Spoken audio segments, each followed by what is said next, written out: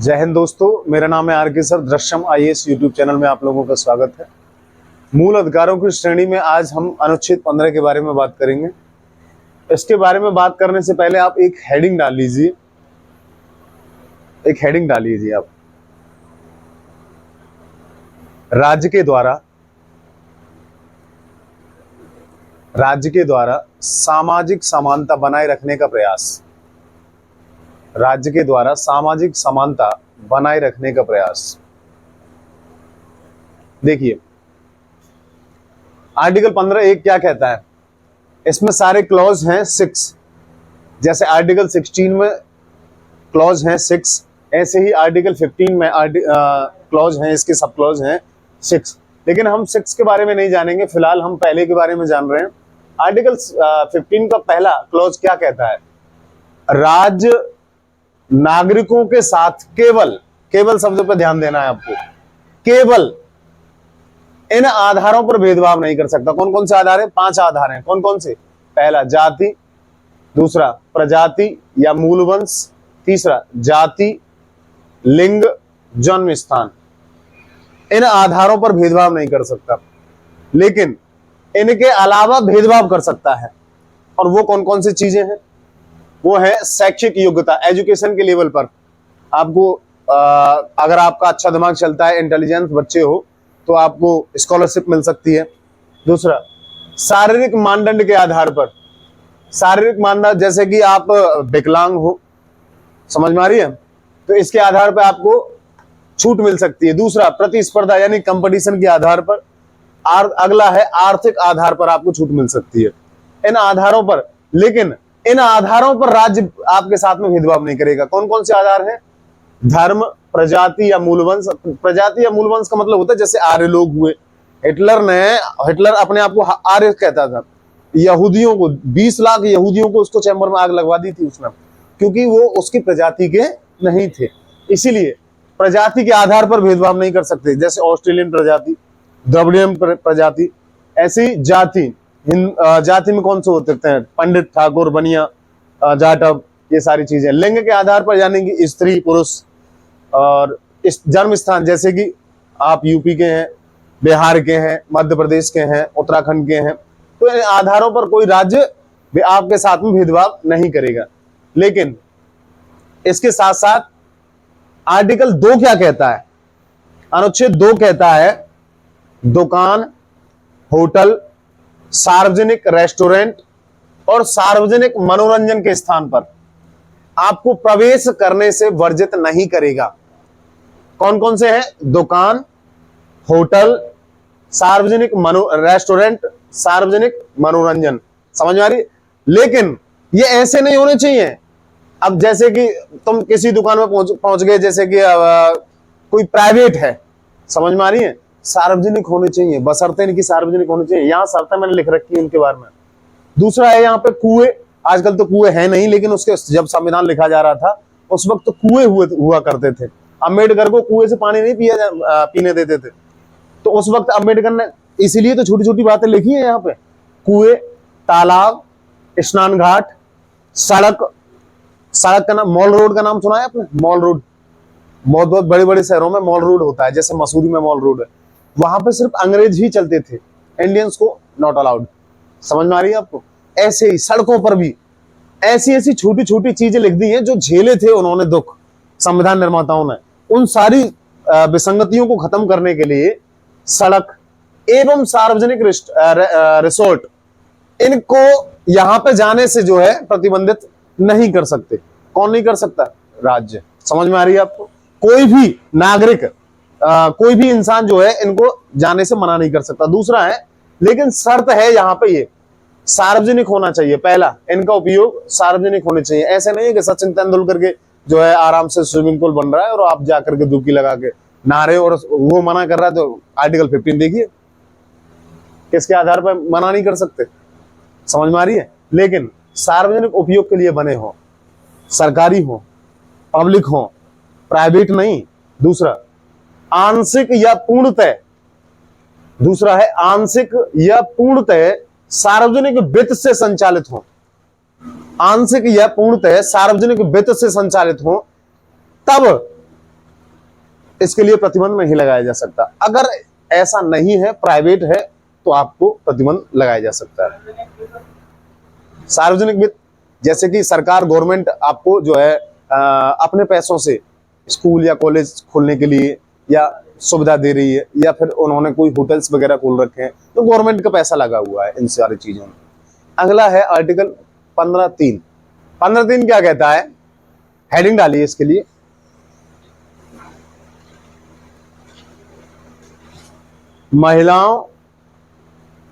महिलाओं और बच्चों से संबंधित राज्य के द्वारा उपाय। महिलाओं और बच्चों से संबंधित राज्य के द्वारा विशेष उपाय। अच्छा, आर्टिकल 14 मैंने आपको पढ़ाया था। आर्टिकल 14 में दो चीजें पढ़ाई थी मैंने। एक तो राज्य के समक्ष समानता, दूसरा राज्य के समक्ष समानता के साथ साथ मैंने एक equal protection by the law, जो राज्य संरक्षण करता है उन चीजों के लिए, मैंने दो चीजें बताई थी। ये कौन सा वाला भाग है? आर्टिकल 15 का क्लॉज 1 और 2 कौन सा वाला भाग है? राज्य के समान संरक्षण वाला भाग है या फिर राज्य के समक्ष समानता वाला भाग है? आर्टिकल 14-18 तक चलेगा समानता का भाग। समझ में आ रही है आपको? पहचानना है सारी की सारी चीजें। ये है पहला, जो कहां से लिया गया था? ब्रिटेन से। समझ में आ रही है? राज्य के समक्ष समानता वाला भाग है ये। आ रही समझ? विधि के समक्ष समानता। दूसरा, अब अगला वाला कौन सा आ रहा है? प्रोटेक्शन वाला भाग। किसके प्रोटेक्शन मिलेगा? पहला, महिलाओं और बच्चों को। लिखिए इसका पहला पॉइंट। राज्य के द्वारा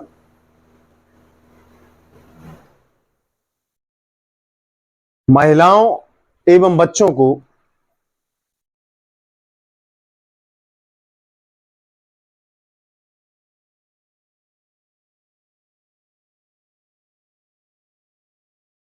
को की जगह के कर लेना, ऐसा कर लेना। महिलाओं एवं बच्चों के उत्थान के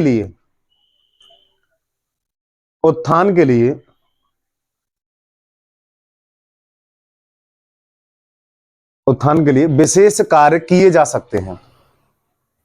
विशेष कार्य किए जा सकते हैं।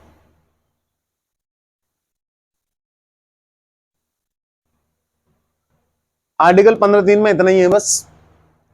और मूल संविधान के प्रावधान में आर्टिकल 1, 15 का 1, 15 का 2, 15 का 3 इतना ही प्रावधान था। उसके बाद में संविधान संशोधन करके 15(4), 15(5), 15(6) जोड़े गए हैं। ठीक है, अब उनको समझते हैं हम। अनुच्छेद 15(4) से पहले हम एक आपको कहानी सुनाने वाले हैं। कहानी है चंपकम दोराई राजन की। मद्रास सरकार थी। मद्रास सरकार जिसे आप तमिलनाडु के नाम से जाना जाता है। तो मद्रास सरकार ने SC ST के लिए और अन्य पिछड़े वर्गों के लिए एक आरक्षण प्रावधान कर दिया वहां की गवर्नमेंट ने। अब वहां की गवर्नमेंट ने जब प्रावधान लागू कर दिया तो चंपकम दोराई राजन चेन्नई एक्सप्रेस पकड़ के कहां पहुंचे? Supreme court. क्योंकि हमारा मित्र कौन है? Supreme court. मूल अधिकारों की रक्षा कौन करता है? Supreme court. और उच्चतम न्यायालय के उस समय CJI थे पतंजलि शास्त्री। पतंजलि शास्त्री से उन्होंने कहा कि माय लॉर्ड 15(1) रहेगा या नहीं रहेगा? उन्होंने कहा ऐसा क्या हुआ भाई, 15(1) में जाति के नाम पर आरक्षण दिया जा रहा है, जबकि 15(1) में मना किया गया है। 15(1) क्या कहता है? जाति के आधार पर जो है भेदभाव नहीं किया जाएगा, और वहां पे भेदभाव हो रहा था। तो पतंजलि शास्त्री ने इस आरक्षण को रद्द कर दिया। क्यों रद्द कर दिया? अच्छा, ये क्वेश्चन ये बनता है सबसे पहले IAS के प्री में पूछा गया है कि पहला ऐसा कौन सा वाद है जो DPSP यानी कि नीति निर्देशक तत्वों और मूल अधिकारों के बीच का पहला टकराव महसूस करता है? यही है चंपकम दोराई राजन वाद। 1951 का पहला वाद है ये। तो इसका जो है उसके बाद में आर्टिकल आप 13 पढ़ा होगा, आपने देखा होगा, मैंने आपको बताया था। उसमें विधि की परिभाषा दे रखी है।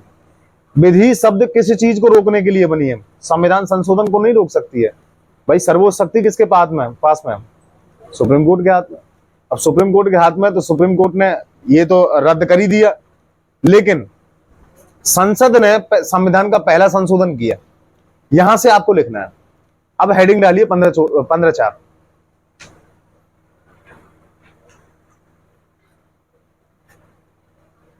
हेडिंग में लिखना है आपको समाज के वंचित वर्गों का संरक्षण, समाज के वंचित वर्गों का संरक्षण। लिखिए, पहले संविधान संशोधन,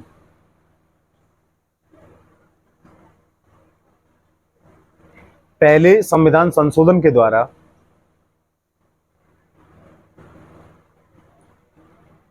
अनुच्छेद 15/4 जोड़ा गया।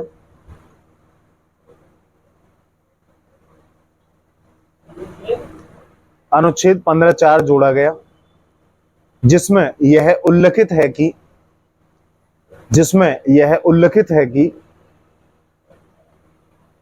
ए, पॉइंट वाइज लिखेंगे हम, 3 पॉइंट जोड़े गए थे इसमें। ए, सामाजिक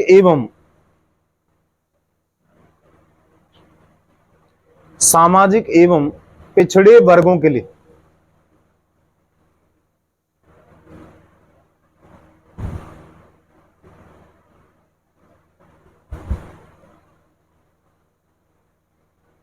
पिछड़े वर्गों को काट दो आप, सामाजिक एवं शैक्षिक कर लो आप, 2 शब्द जोड़े गए थे नहीं, सामाजिक एवं शैक्षिक रूप में पिछड़े वर्ग।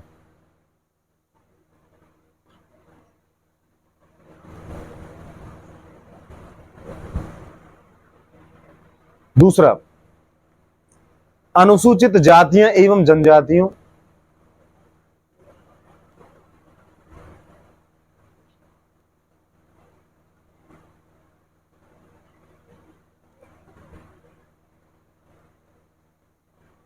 तीसरा, राज्य के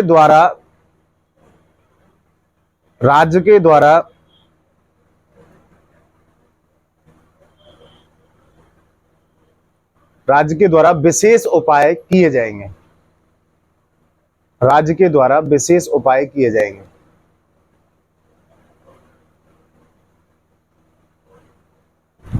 अब देखिए, यहां पे अनुसूचित जाति और अनुसूचित जनजाति, इन दोनों शब्दों की बात की गई है। इनका मतलब क्या होता है विशेष शब्दावली में? सबसे पहले 1935 का जो अधिनियम था, उसमें ये परिभाषा दी गई थी इन दोनों के लिए, जो हिंदू वर्ण के चारों वर्णों के, जो 4 हैं वर्णों के अलावा अन्य में आता है, उसे अनुसूचित जाति बोला जाता है। ठीक है। और दूसरा, जो पहाड़ों पर रहते हैं, जंगलों में रहते हैं, झिंगालाला हु करते रहते हैं, उनको क्या बोला जाता है? अनुसूचित जनजाति। समझ में आ रही है आपको? यहां से अगला, अच्छा, अनुसूचित जाति अनुसूचित जनजाति का अर्थ तो आपको पता चल गया, लेकिन सामाजिक पिछड़ा वर्ग कौन है, इसे कैसे पता लगाया जाए, इसे कैसे डिफाइन किया जाए? नहीं, ऐसा कुछ नहीं है, समाज से कटे हुए लोग नहीं।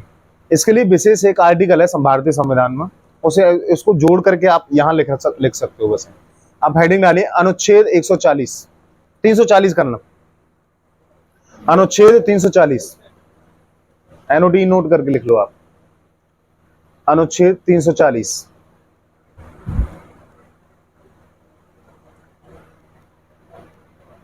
अनुच्छेद 340 में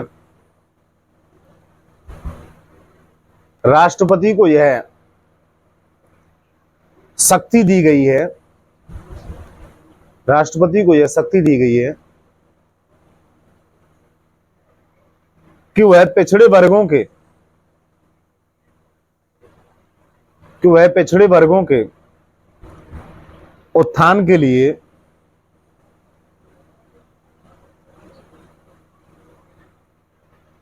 एक आयोग का गठन करेगा, एक आयोग का गठन करेगा।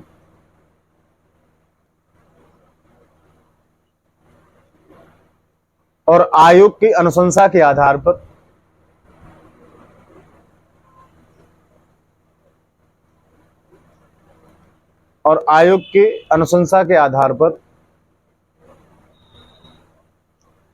पिछड़े वर्गों के कल्याण किए जाएंगे।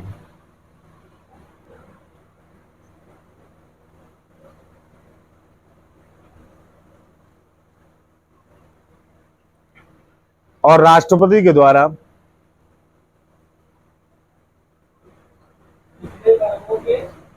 कल्याण किए जाएंगे। और राष्ट्रपति के द्वारा आयोग की इस रिपोर्ट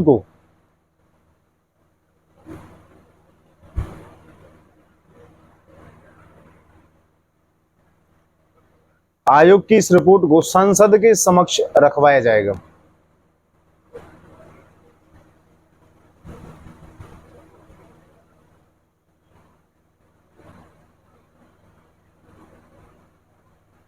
संसद के समक्ष रखवाया जाएगा, फुल स्टॉप।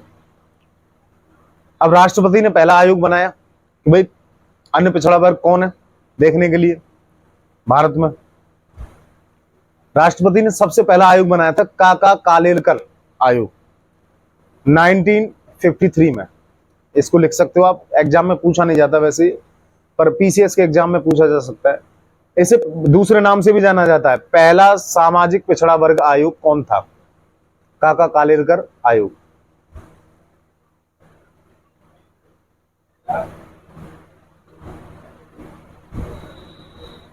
दूसरा आयोग बना इसके लिए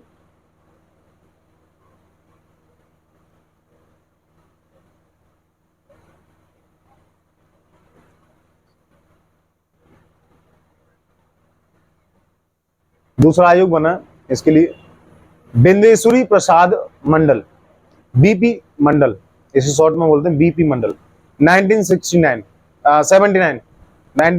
में बिंदेश्वरी प्रसाद मंडल। अब इनसे पूछा भाई कि पिछड़ा वर्ग कौन है? अब पिछड़ा वर्ग कौन है? उन्होंने बताया, बुढ़े आदमी थे, उन्होंने कहा पिछड़े वर्ग कौन है? जो आर्थिक रूप में पिछड़ा है। पिछड़ा वर्ग कौन है? जो शैक्षिक रूप में पिछड़ा है। पिछड़ा वर्ग कौन है? जो सामाजिक रूप से पिछड़ा है। जो आर्थिक रूप में कमजोर है वो पढ़ नहीं सकता, जो पढ़ नहीं सकता वो सामाजिक रूप से अपने आप पिछड़ जाएगा। समझ में आ रही है? इन्होंने 3 आयाम बताए, पहला आर्थिक, दूसरा शैक्षिक और तीसरा सामाजिक।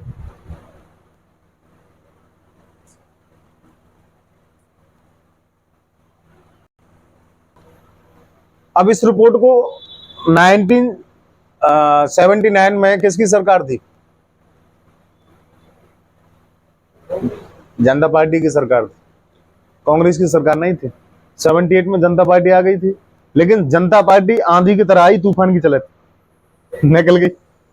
समझ में आती है? तो इसको रिपोर्ट को जो है लागू नहीं कर पाई। उसके बाद में ये बीपी सिंह सरकार में 1990 में लागू होगा, जो कि आर्टिकल 16 में हम आगे आपको बताएंगे। अगली हेडिंग डालिए आप, अनुच्छेद 15(5). इसमें भी आरक्षण की बात की गई है। सामाजिक और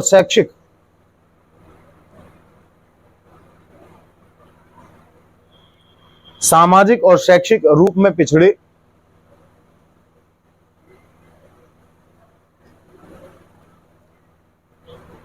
दूसरा अनुसूचित जाति एवं अनुसूचित जनजाति।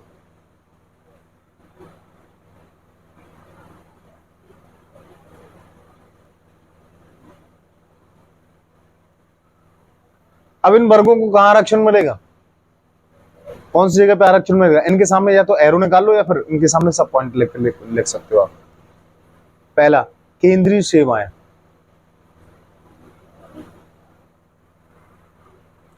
केंद्रीय सेवा की जगह केंद्रीय शैक्षणिक सेवाएं ऐसा लिखना, केंद्रीय शैक्षणिक सेवाएं। केंद्रीय शैक्षिक सेवाएं। केंद्रीय शैक्षिक सेवाएं क्या है? IIT, IIM, DU, IGNOU. समझ में आ रही है आपको? दिल्ली विश्वविद्यालय, जेएनयू, ये सब केंद्रीय सेवाएं। दूसरा, निजी शैक्षिक सेवाएं, जो प्राइवेट कॉलेज हैं उनमें भी इनको आरक्षण दिया जाएगा।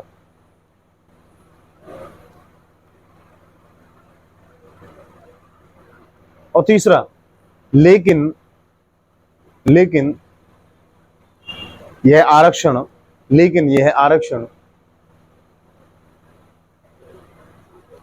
अल्पसंख्यक संस्थाओं में या अल्पसंख्यक संस्थाओं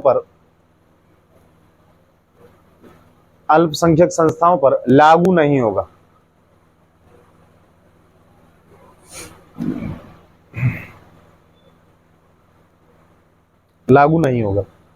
और अनुच्छेद, अब अंतिम है अनुच्छेद 15(6), जो कि आर्थिक आधार पर आरक्षण की बात करता है, जिसे या तो आर्टिकल 16 के 6 में बता दूंगा मैं, क्योंकि वो भी आर्थिक आधार पर शैक्षिक जो है आरक्षण देता है और ये भी देता है। देखिए आर्टिकल 16 क्या कहता है। आर्टिकल 16 का 1 कहता है, राज्य के द्वारा नागरिकों को, व्यक्ति शब्द उल्लेख नहीं है, ना तो 5 में और ना ही ना तो 15 में और ना ही 16 में नागरिकों शब्द यूज किया गया है। समझ में आ रही है? हमारे मूल अधिकार नागरिक और व्यक्ति दोनों के लिए हैं, लेकिन कुछ मूल अधिकार नागरिकों के लिए हैं, कुछ मूल अधिकार नागरिक और व्यक्तियों के लिए, दोनों के लिए हैं। समझ में आ रही है? इसलिए नागरिकों के राज्य के अंतर्गत नियुक्ति एवं रोजगार में, दो शब्द बहुत महत्वपूर्ण इंपोर्टेंट शब्द है, नियुक्ति एवं रोजगार में अवसर की समानता होगी। आर्टिकल 16 क्या कहता है? अवसर की समानता। किसमें? राज्य के अंतर्गत नियुक्ति एवं रोजगार में। समझ में आ रही है आपको? दूसरा, आर्टिकल 16 का क्लॉज 1 सिर्फ इतना ही कहता है, अवसर की समानता। समझ में आ रही है? लेकिन आर्टिकल 16 क्लॉज 2 क्या कहता है? राज्य के द्वारा, सेम वही लाइन है रिपीटिशन में, राज्य के द्वारा राज्य के अंतर्गत नियुक्ति एवं रोजगार में। अच्छा, आर्टिकल 15 क्या कहता है हमारा? आर्टिकल 15 में सारी चीजें शैक्षिक आधार पर आरक्षण दिया गया है, सारा का सारा। लेकिन यहां किस पर मिलेगा आपको? नियुक्ति और रोजगार में। समझ में आ रही है? प्रमोशन के आधार पर, अपॉइंटमेंट एंड प्रमोशन के आधार पर। समझ में आ रही है? दूसरा, यहाँ पे केवल शब्द यूज किया गया है, जैसे आर्टिकल 15 क्लॉज 1 में केवल शब्द यूज किया गया था, ऐसे ही यहाँ पे केवल शब्द यूज किया गया है। केवल धर्म, प्रजाति या मूलवंश, जाति, लिंग, जन्म स्थान, इसमें 2 शब्द ऐड कर दिए गए हैं। इन 2 शब्दों को याद कर लेना, निवास यानी कि रेसिडेंट और दूसरा उद्भव, डिसेंट। इन 2 शब्दों के आधार पर इन 2 चीजों को और नया जोड़ दिया गया है इसमें। इन आर्टिकल 15 और आर्टिकल 16 में सिर्फ मात्र यही अंतर है। कभी कभी ये प्री में पूछ लिया जाता है कि इनकी दोनों की लैंग्वेज में क्या अंतर है। इसमें उद्भव शब्द जोड़ दिया गया है और दूसरा है निवास। निवास का मतलब वही होता है जहां आप रहते हो। उत्तर प्रदेश सरकार अपने नागरिकों के लिए कुछ भी करना चाहे तो कर सकती है, लेकिन उद्भव का मतलब जैसे कि आपके माता पिता किसी अन्य देश के नागरिक हैं और आपने यहाँ की नागरिकता ले ली है, तो इस आधार पर आपके साथ में भेदभाव नहीं किया जाएगा, क्यों? चूंकि आप यहाँ के नागरिक हैं, तो इस वजह से। हाँ, लेकिन भेदभाव हो सकता है इन आधारों पर जो है राज्य भेदभाव नहीं करेगा, लेकिन इन आधारों पर भेदभाव कर सकता है। कौन कौन से? पहला, एजुकेशन के आधार पर यानी कि शैक्षिक योग्यता के आधार पर। दूसरा, शारीरिक सक्षमता के आधार पर। तीसरा है तकनीकी आधार पर, टेक्नोलॉजी के आधार पर। आपको समझ में आ रही है आपको? अगला, ये आर्टिकल 16 का क्लॉज 2 है, यहीं तक है। अगला देखिए, आर्टिकल 16 का क्लॉज 3 लिखने की बात है ये।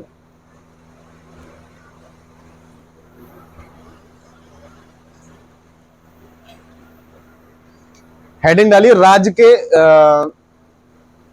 राज्य के नहीं, भौगोलिक आधार पर भेदभाव। भौगोलिक आधार पर भेदभाव।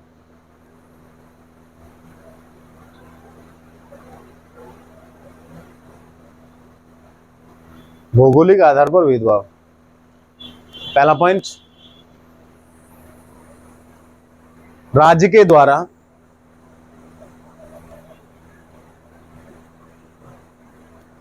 राज्य के अंतर्गत राज्य के द्वारा राज्य के अंतर्गत सेवाओं में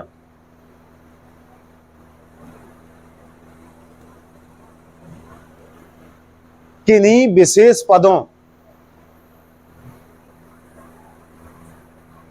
विशेष पदों और वर्गों के लिए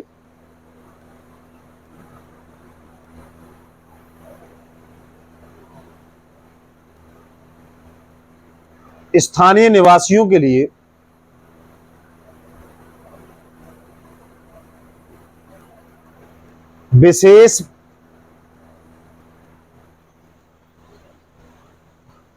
विशेष प्रावधान किए जा सकते हैं।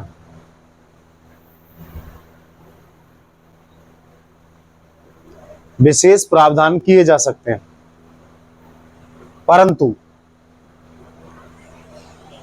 इस संबंध में विधि बनाने का अंतिम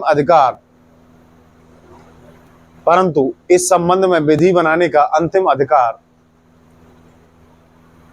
संसद को होगा या संसद को प्राप्त है।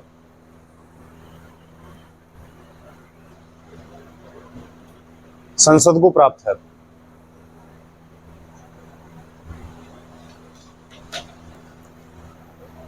अगला